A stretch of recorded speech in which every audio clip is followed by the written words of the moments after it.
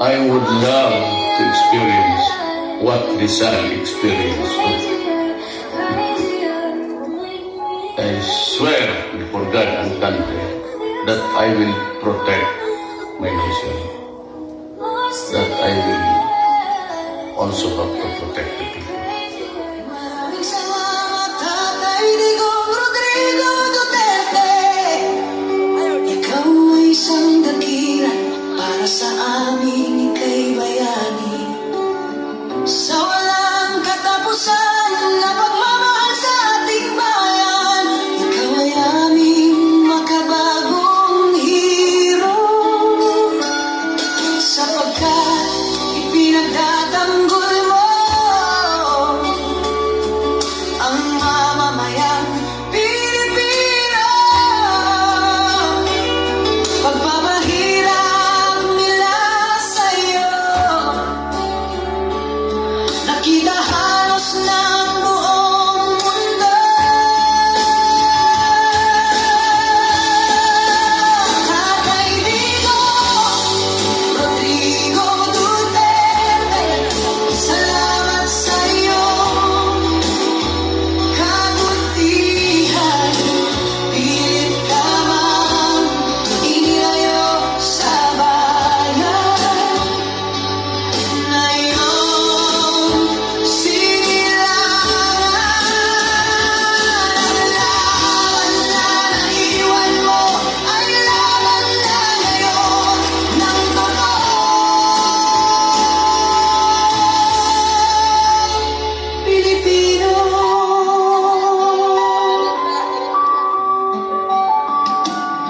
Sinubukan mong linisin ang ating bansang Pilipinas. Napahina mo ang droga at talamak na korupsyon sa bansa. Sinigil mo ang mga oligarko, tinanggal mga kurap na politiko, gumawa ng mga infrastructure, pinaayos ang agrikulture, tinaas ang sweldo ng kapulisan, pinalinis ang mga lansangan para sa kaligtasan ng mamamayan.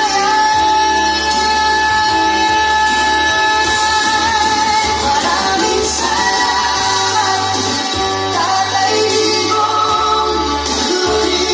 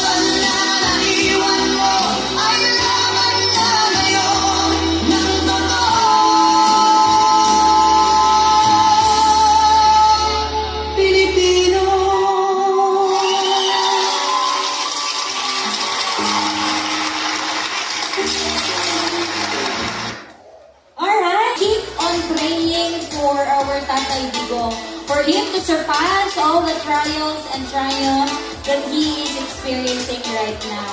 Bring home, please bring home Tatay Digong. Alright, ladies and gentlemen, the night is still young.